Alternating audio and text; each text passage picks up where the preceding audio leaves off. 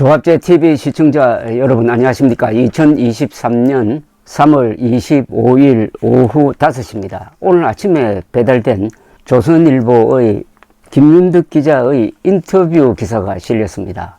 올해 방송 60년을 맞은 김동근 아나운서 인터뷰입니다. 제목이 60년 아나운서 인생 너무 짧더라.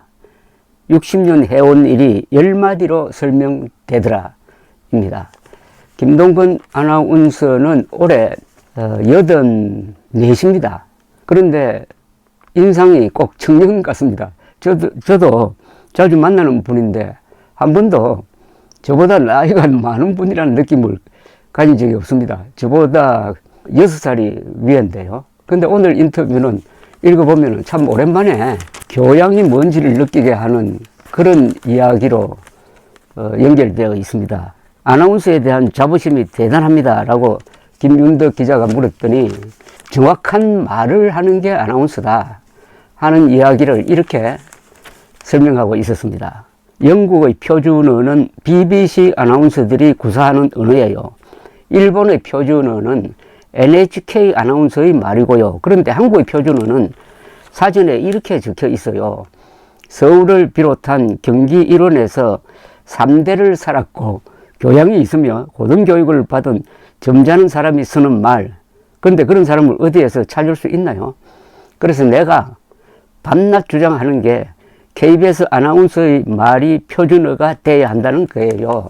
그러면 아나운서들이 모국어를 지키기 위해서 더 열심히 노력할 것이고 국민도 표준어를 익히겠죠. 이스라엘 사람들이 2000년을 유랑하면서도 나라를 세울 수 있었던 것은 자신들의 말을 잊어버리지 않았기 때문이에요. 아주 한국 사회가 당면하고 있는 문제의 가장 근본 중에 근본을 이야기를 하고 있습니다. 말이 있어야 나라가 습니다. 유럽에 한 30개 되는 나라가 있는데 거의 전부가, 몇 나라 빼고 거의 전부가 자기 나라 말을 갖고 있습니다. 자기 나라 말을 갖고 있으니까 국가를 세우는 겁니다. 그래서 국어는 국가입니다. 그러면 그 나라의 수준은 그들이 쓰는 국어의 수준입니다. 우리 지금 정치 비판을 많이 하지만은 우리 국어도 정치만큼 혼탁되어 있습니다. 가장 큰 문제가 한자를 포기함으로써 한글 전용어로 가다가 보니까 이게 우선 정확한 발음이 안 됩니다. 장음, 단음이 뒤섞여 가지고 거의 지금 단음화하고 있고 최대, 최고, 최다, 최장이 다 다른데 이걸 쓰기 쉽게 최대로 통일해 가지고 오늘 최고 기온이 5도라고 해야 될 텐데 오늘 최대 5도가 되겠습니다. 그리고 길이 예컨대 30km 되는 무슨 도로를 이야기를 할 때는 그걸 최장 30km 이렇게 해야 되는데 최대 30km라고 함으로써 최대로 그냥 통일시켜 버립니다. 그러면 단어 몇 개가 그냥 사라져 버립니다.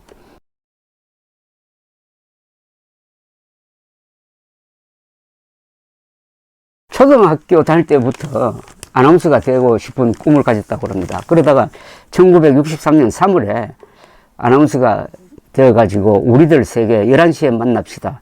한국인 등 수많은 프로그램에서 마이크를 쥐었고 가요 무대는 김동근이라는 이름과 같은 단어가 되어버리고 말았습니다. 붙어 다닙니다.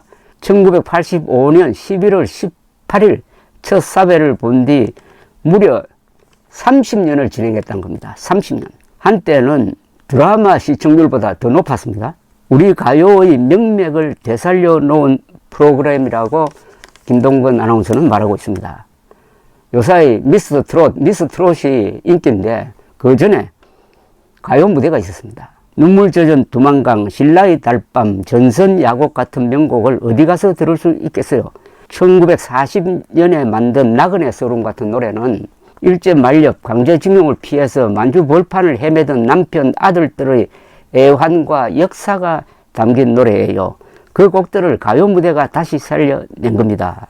그러면서 가요 무대를 진행하며 첫 소절만 들으면은 이놈은 됐다 아니다 하는 생각은 들어요. 나훈아가 노래를 잘 부른다 하는 건 노래를 하지 않고 말을 하기 때문이에요. 말에다 음악을 입힌 거죠. 노래를 못하는 사람들은 음악에다 말을 넣어요. 음악을 따라가느라 말이 죽지요. 나훈아의 머나먼 고향은 노래말만 들어도 감동하게 돼 있어요. 근데 요즘 가수들은 그걸 막 꺾고 뒤집기만 해요. 현란할지는 모르나 감동은 없죠. 참 명언입니다. 노래를 잘 부르는 사람들은 말에 곡을 입힌다는 겁니다. 말에 노래를 입히고, 그렇지 못한 사람들은 노래에다가 말을 태우려고 하니까 좀 안 된다는 거죠. 말이 먼저라는 겁니다. 말이라 먼저라고 하니까 가사가 더 중요하다는 이야기인 것 같습니다. 작곡가들 많이 만나보면은 노래의 시작이 좋은 가사에서 시작된다고 했습니다. 가사를 딱 받아보면은 순간적으로 영감이 떠올라서 히트한 노래는 그 감정을 그대로 작곡한 것이 히트하더란 이야기를 우리 사랑의 미로를 작곡하신 김미갑 선생으로부터 들은 적이 있습니다. 정권이 바뀔 때마다 KBS의 중립성이 논란이 된다는 이 질문에 김동건 아나운서는 이렇게 이야기를 합니다. KBS가 중립을 지키려면은 정부로부터 자립을 해야 해요. 정부에서 추경을 따서 직원을 월급 주는 회사가 어떻게 정부 눈치를 안 봅니까?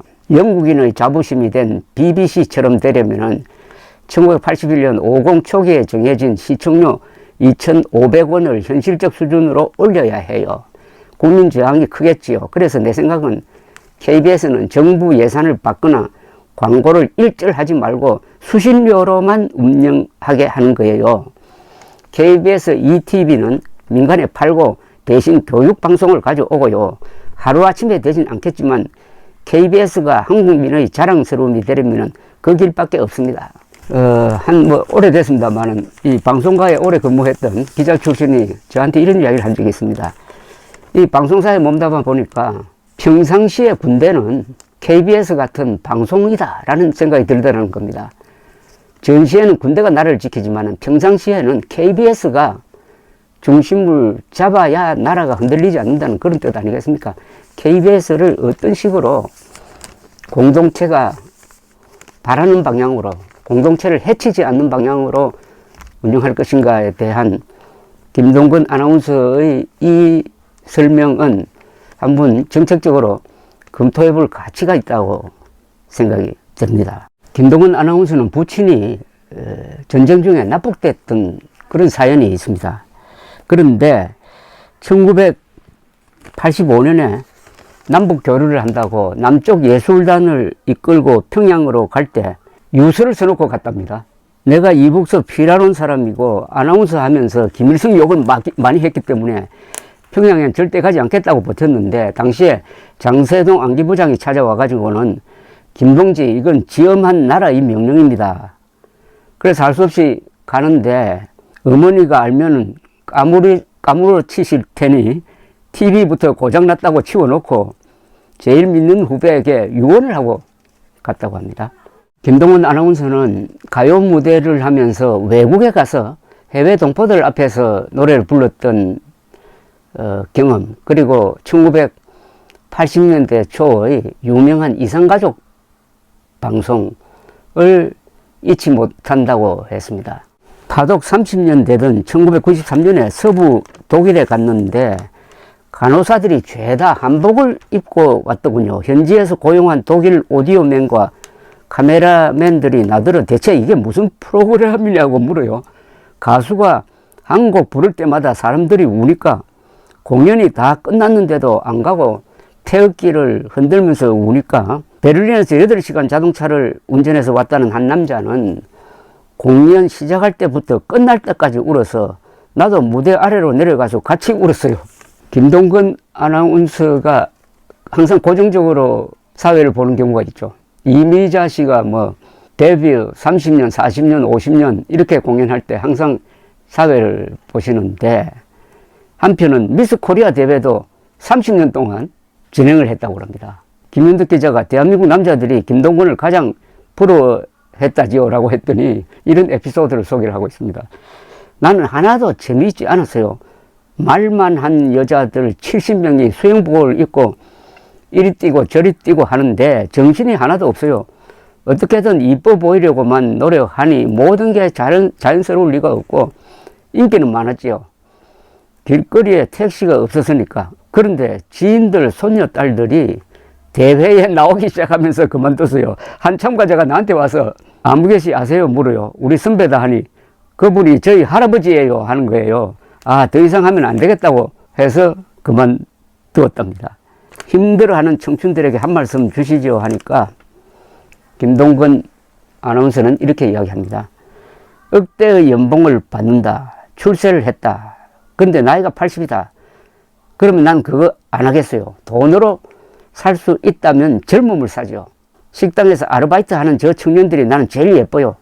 젊다는 자부심이 있으니 저렇듯 당당하게 일하는 거예요. 젊다는 자부심. 오랜만에 들어보는 이야기입니다. 젊다는 자부심. 청춘의 자부심 아니겠습니까? 지금 청춘들이 자부심이 아니라 이 좋은 나라를 헬조선이라고 하면서 자학을 하고 있는데 김동길 선생을 존경한다는 이 김동건 아나운서의 이 말, 젊다는 자부심이 있으니까 저렇게 당당하게 일하는 거예요. 저런 청년들이 많다는 뜻 아니겠습니까? 인생이 무엇입니까? 라는 아주 무거운 질문을 던졌더니 이렇게 이야기했습니다. 인생은 누구나 한 번밖에 초대받을 수 없는 자리라는 김남조 시인의 말을 좋아해요. 그런데 인생은 너무 짧죠. 아나운서 60년이 된 날 축하 전화를 받았는데 내가 그랬어요. 60년이 너무 짧더라. 내가 60년간 해온 일이 단 10마디로 설명이 되더라. 다시 돌아갈 수 있다면 어느 시점으로 가겠습니까? 했습니다. 아나운서 처음 시작하던 날 다시 하면 훨씬 잘할 수 있을 것 같아요.